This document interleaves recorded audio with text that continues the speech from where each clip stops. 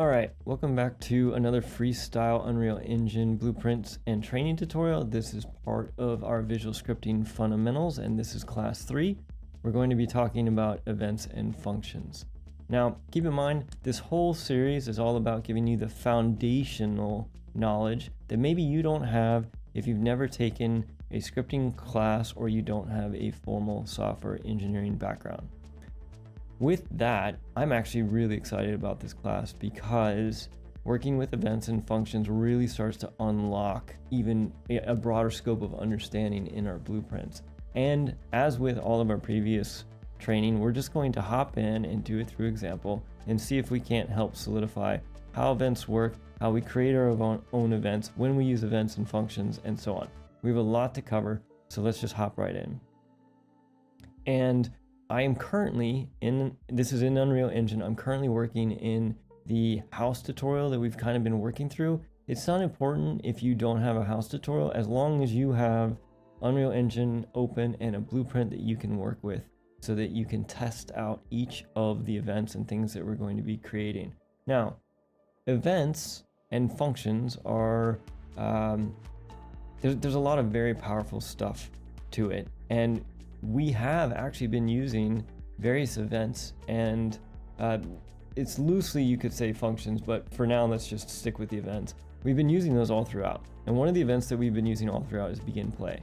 So what happened was the people who created Unreal Engine, and in this particular case blueprints, they created a whole bunch of predefined events for us to use. One of those is begin play. We can actually see others if we right click here in gray and we take a look and we look at the add event section, and you'll notice there is a whole series of events that we can use. So for example, begin play, we know that's generally set up so that when the blueprint actually gets called with begin play, it will execute whatever's in our execution pins. We have destroyed, you can guess it what that is. End play, we have tick, and then we have a whole bunch of other things in here.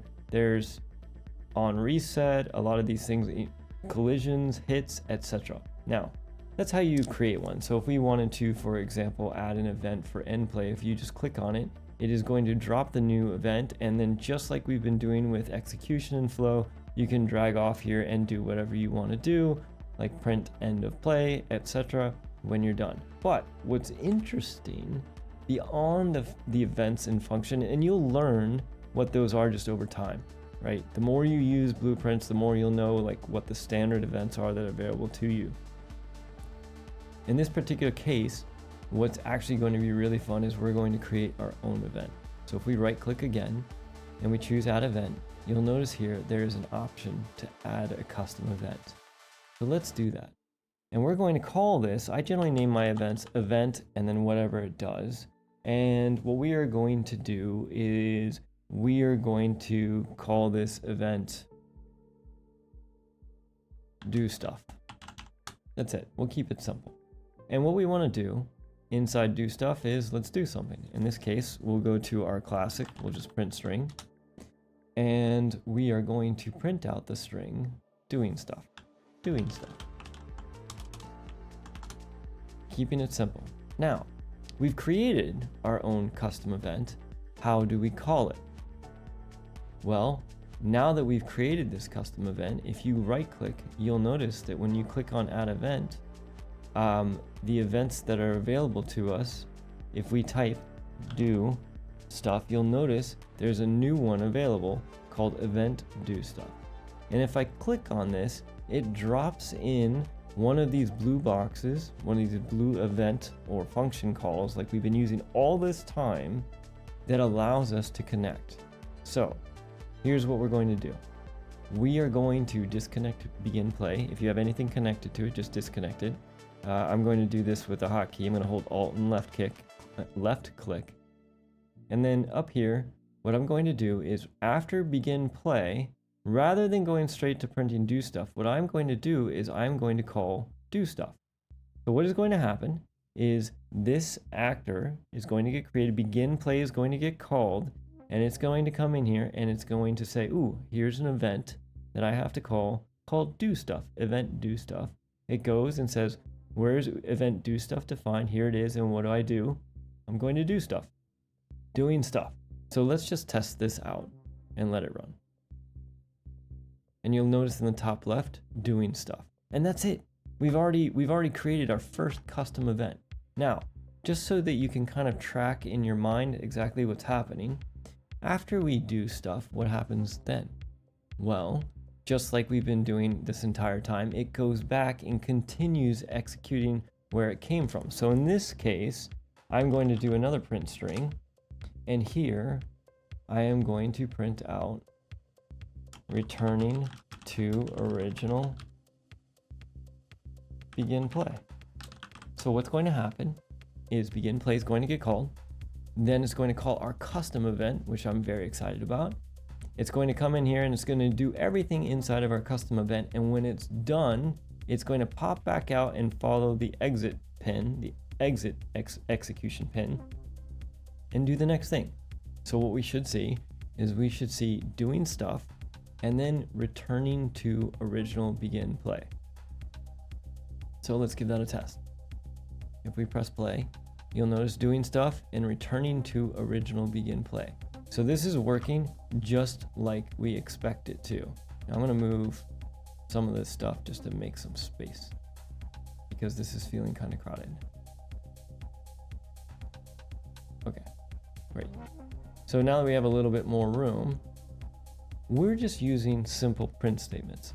But the power of this comes in with being able to reuse entire sections of our blueprints. So we don't have to do the same thing over and over again. It's also great from an organizational standpoint. So for example, if we were to take a look at our house, what we were doing in our house, remember if we had our begin play, we were doing construction, we had our foundation, we had our walls, we had all these things. Then we came through and we did the roof, and then we did all this delay for scaling and resizing the house. We could just go on and on and on and on, but that's a lot to kind of track. You can see we have to drag over and over and over. And also, you could say that all of this actual scaling, live scaling and changing size and animating isn't even really part of construction. So we can use events, one, to reuse chunks of our blueprints, and two, to help us organize them as well. So let's do that. Let's create another custom event. And what we're going to do is we're going to right click out here and we're going to add a custom event. And this one we are going to call event animate house. Now I know you can't read that because it's super tiny, but you can see I just typed in event animate house. And what I'm going to do is I am going to take this entire section of blueprint and I'm going to copy it and I'm going to paste it down here. And I'm going to connect animate house right here. So what's going to happen is I now have created a custom event that actually does the house animation. And so my house construction is here, and let's make an event for that as well. So if we right click and we choose and we say add event and we choose custom event, let's do event construct house and we'll connect it in. And now we have two custom events, one for building the house and one for constructing the house. And this helps me organize my visual script quite nicely. And now if we go back to begin play, we can keep do stuff if we want to.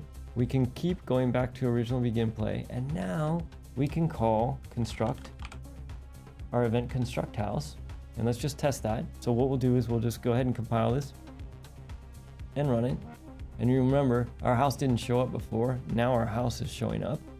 If we escape out of this, now that we have another event defined for animate the house, I can just call event animate house. So what is actually happening in here? Actually, let's just watch it go and then we'll come back to it. So build house, and now the house is animating. It's scaling up in size. This is awesome. So let's take a look at our code, our visual script, and let's track what's happening. Unreal Engine starts, the level starts, this blueprint actor gets created, and on begin play, the first thing that it's going to do is it's going to call do stuff. Do stuff just calls the event do stuff and prints doing stuff.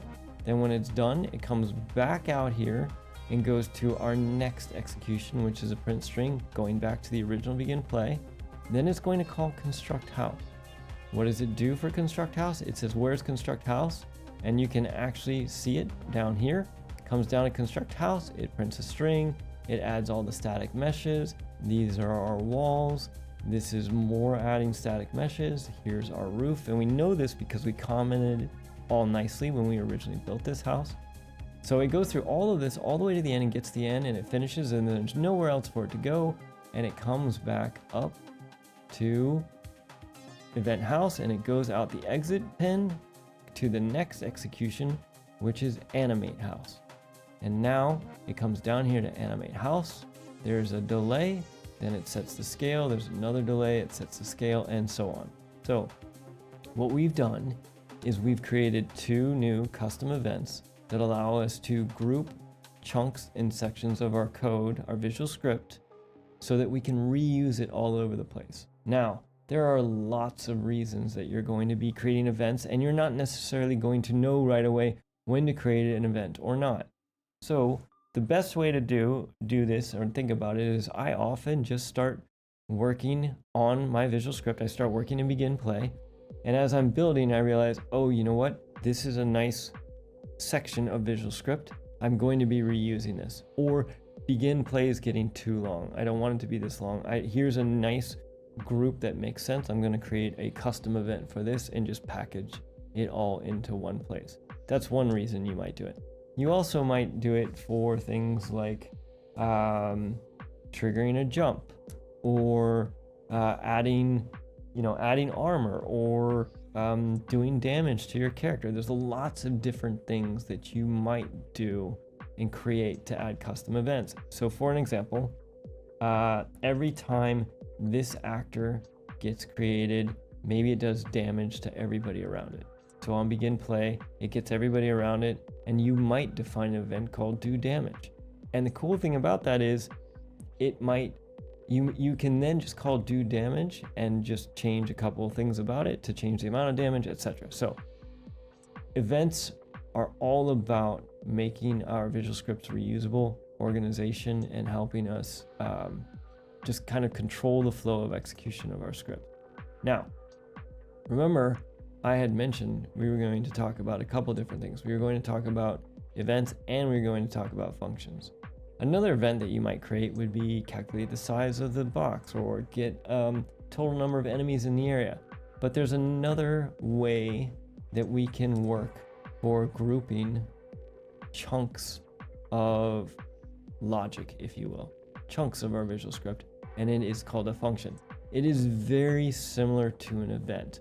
So let's start with where we create them, and after we create one, we'll talk about the differences between an event and a function. So, events we created right here in our event graph. Functions are actually defined over here on the left underneath the My Blueprint section, functions. If we want to create a new function, all we do is we click the plus sign, and it's going to instantly create a new function, open up a new function window, and I'm going to name this, and I like to just be descriptive. I'm going to call this hello world. And all this function is going to do is it is going to also classic print string, and it's going to print hello. That's all we're going to do in this for right now. So if we compile this function is ready to go. If we come back to our event graph and we go back to begin play, I'm going to temporarily disconnect all of this by alt clicking, and we are going to call our new function. Now, there's a couple different ways you can call new functions. You can simply just drag it out into the graph and you can call it, or it will also show up if you just type in here hello world, and you can choose call function. Now this works almost exactly the same so far as our event. Just like our event, begin play is going to happen. It is going to say hello world. Where's hello world defined? It's a function over here. If I double click on it, it's going to come into hello world. It's going to print a string. Then it's going to go back to where it came from in the event graph. So let's keep that part of this, okay? So we can see it. And let's compile and run this. And what you'll notice when we begin play is we see hello and returning to original event. Another couple quick things to note is we don't see the house build and we don't see it animating. Those things are very easy to add now because we've created those as functions, and I could just simply drag off and we now have our constructing our house. So we've now created our first custom event, and we've also created our first function. Let's do a few other things with our functions, so that we can start to see some of the differences and powers of function. Let's just say that we wanted to add two numbers together. That's all the function is going to do. We're going to add two numbers together and we're going to print it out. Well, first things first, that is no longer hello world. So let's create a new function. So I'm going to define a new function and we're going to call it add two numbers. Now, when we add two numbers, we basically need a couple of numbers to add. So I'm going to use, let's add jump height, which we've already have defined. And let's do our second variable, which is also a float. Now what we're going to do is we're going to add both of these numbers, and then we're going to print them out. Print string. So all this function is going to do is print out jump height plus our second variable. And if you recall from our variables class, and when we did this, second variable defaults to 0 and jump height defaults to 2. So 0 plus 2 should print 2 if we call add two numbers. Let's go back to our event graph, and rather than hello world and printing string, we can get rid of all of this. Let's just drag out our add two numbers and do that.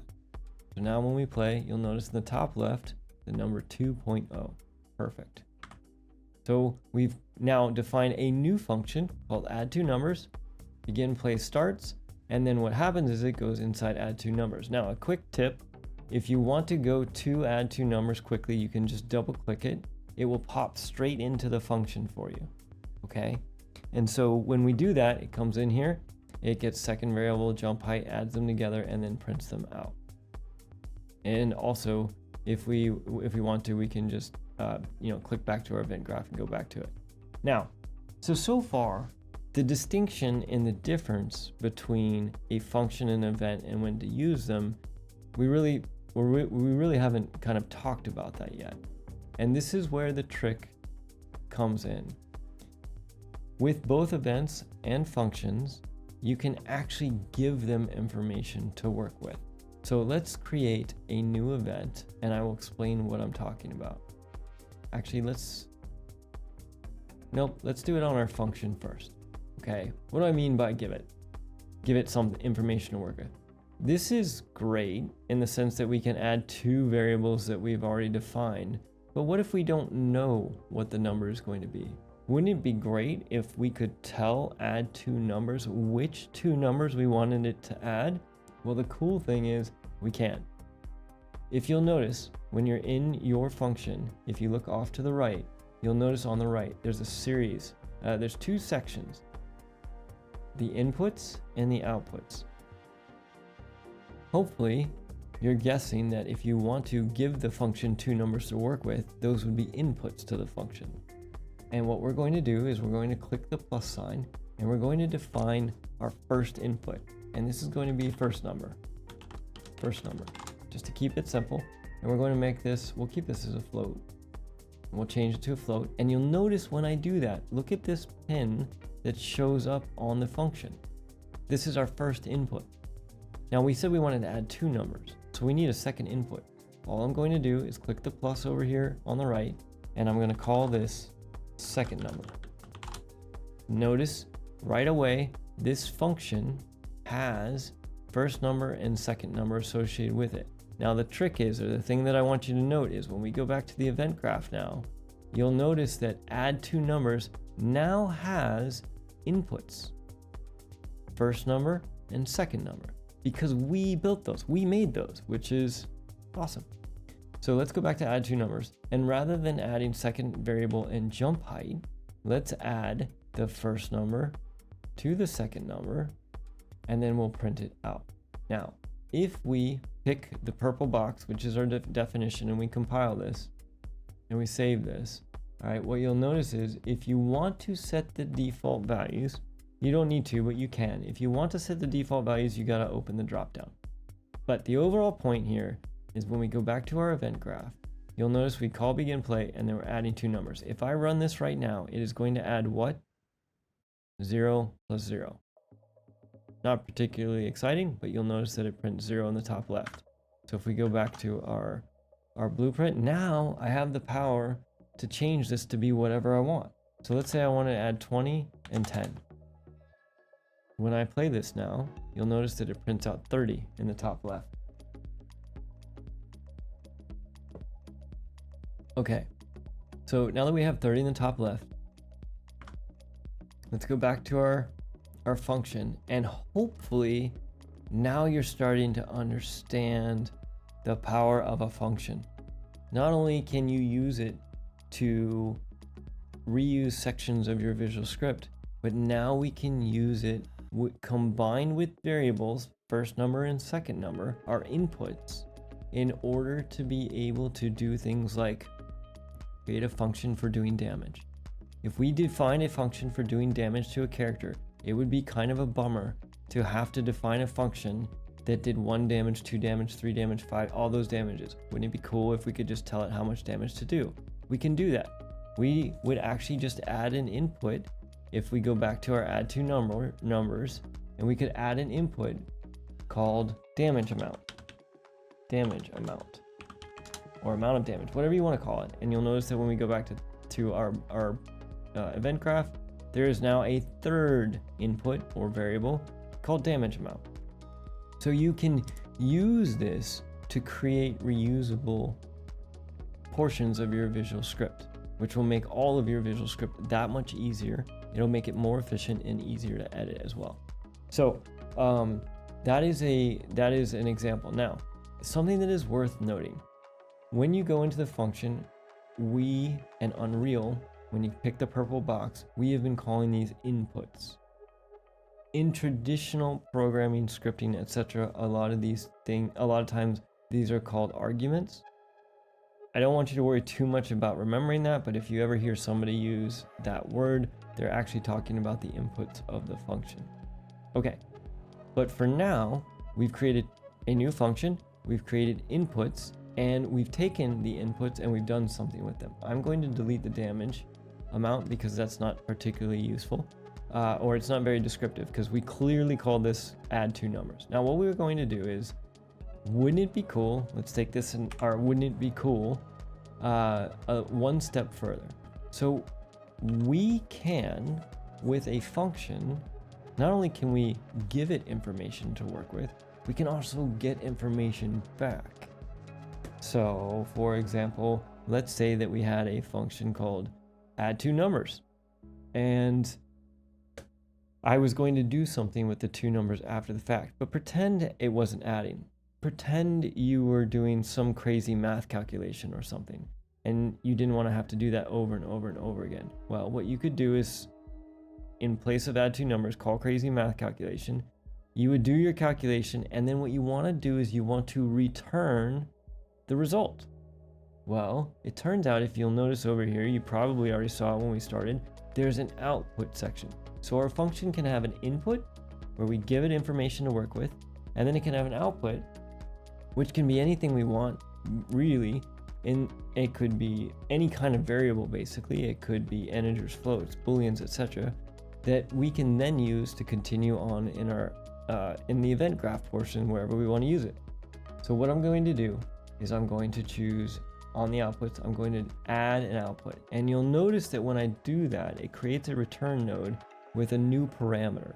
So remember how I told you that sometimes you'll hear people refer to inputs and outputs as arguments or etc. Well, Unreal often calls different things parameters. You'll hear this word not only in functions, but you will also hear it in events. You'll hear it especially when working with materials and effects all over the place.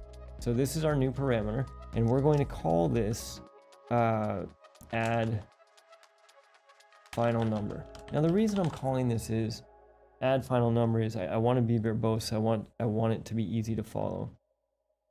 And what we're going to do is we're going to take the addition and we're going to connect it to the return. So what's going to happen is our event graph is going to call add two numbers. It's going to hop in here and it's going to take first number, second number. It's going to add those together, and then it's going to feed that into the add final number. And actually, I don't even like add final number because it sounds like it's doing something. I'm just going to call it the final number. Okay? And it's going to take the final number, and this is where it's cool. If we go back to our event graph, you'll notice on the right side in the output portion of our add two numbers function, there is now a pin that we can use to do whatever we want to inside of our blueprint. So what are we going to do? You guessed it, we're going to print a string. Now, what are we going to print? We're going to print our final number. Now, to do that, we can just connect it up, and you should see, if we change our numbers a little bit, let's go 11. We're going to, once again, begin play. We're going to add two numbers. If I double click, it's going to come in here, add those together. It's going to return. When it returns, it's going to take the result, the final number that is the output, and it is going to print it. What is 10 plus 11? Should be 21, and you should see 21 print in the top left corner. Functions are awesome. They let us do a whole lot of stuff without cluttering the living daylights out of our blueprint. And so if I wanted to do super complicated damage calculations, or calculate the shortest distance to an enemy, or anything like that, those are all great candidates in order to be able to use functions. And functions are especially powerful because you can have an input and an output. Now, hopefully you are asking yourself, can we do this with events? And the answer is sort of. So if we look at our event, if we select the red box for event do stuff, you'll notice that it also has an input section. If we click the plus and we change this to a string, for example, we can just change this and add an input called what to do. Now you'll notice when I do that, just like our functions, this event created a pen called what to do, and I can connect it to the print.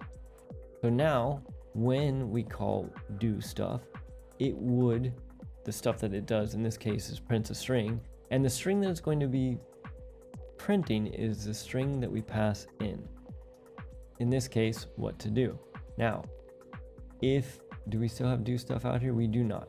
So if we wanted to test this, I can disconnect this pin by alt clicking. I can drag out from here and I can call do stuff. And you'll notice that now do stuff takes an input, just like our function did. And the input I am going to say is jump up and down. And what's going to happen is begin play is going to happen. It's going to call do stuff. It's going to come to do stuff with the information we passed in as our input, and it is going to print that. So let's just double check and see that. Oh, we have errors. Let's take a look. I missed it. What did I miss? Oh. I have... Wait, what is the error here? Could not find...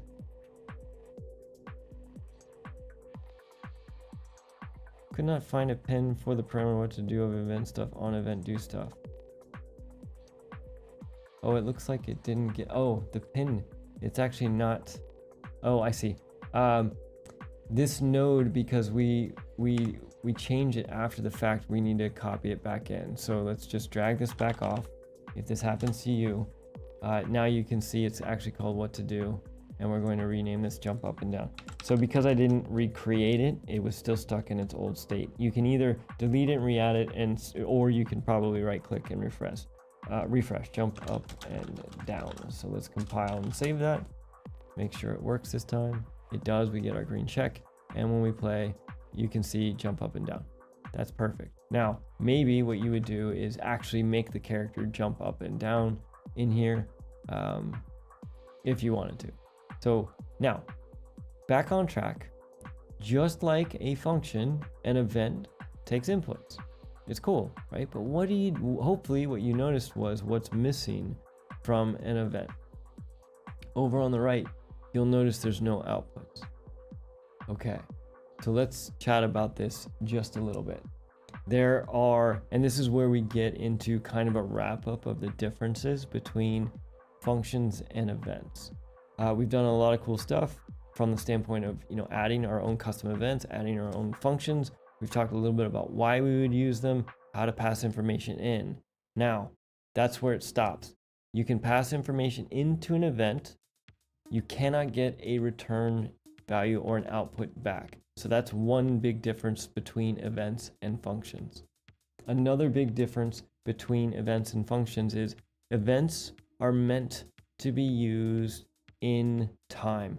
So for example, you cannot change time in a function.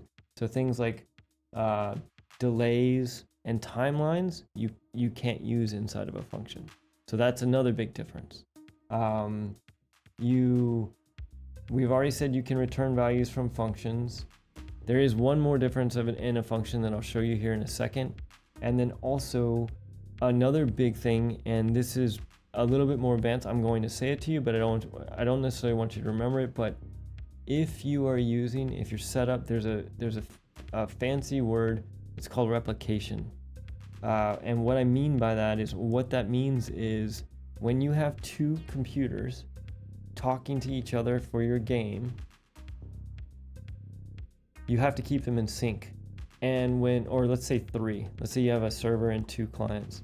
When you want something to happen on this A client, what you need that information to go to the server and get replicated down to the B client. So it's a way of saying basically to passing information between all the computers that are running your experience or your game. It's called replication. And you can only do that in an event. Events are replicated, functions are not.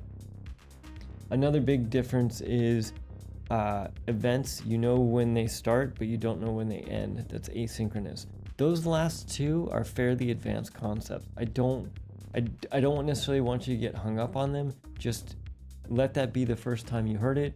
Let it sink in or not. And then the next time you'll hear it, you can think, oh, okay, I remember this was mentioned once. And the more times you hear it, all of a sudden you'll just wake up and you'll know what replication is and say, I know Kung Fu. So those are the big differences between functions and events. Now, I mentioned one more that's worth pointing out. And if we go to our function, add two numbers, you'll notice that the function has access to all of the variables that are defined as part of the event graph. However, there is also a special section for this, and it is the local variables down here, right? When we add a new variable, let's just call this the facing vector, for example, and I'm going to create this as a vector. You should already be familiar with this. All we've done at this point is defined a new variable that can be used inside of our function, just like any other variable I can get and I can set it. However, the important thing to note about this section called local variables, they are only available inside this function. What I mean by that is if you go back to the event graph, you'll notice you cannot get it. You don't even see the facing direction. It is only available when you're inside add two numbers. Now, why might they do this? Think of it as because you're compartmentalizing and you're putting a whole bunch of potentially complicated stuff in one area, you might be doing a whole lot of advanced math. You might be keeping track of number of hit points, how many items, who knows what you're going to do. You maybe need to create a whole bunch of extra variables in order to just do simple calculations and figure things out. You don't necessarily want all of those to junk up your main blueprint when you're working. And so they really are only used in this function. They're not used everywhere else. So just like we want to keep all of our blueprints clean, that is a good reason for us to have access to local variables in the context of a function. So that wraps up our introduction to events and functions.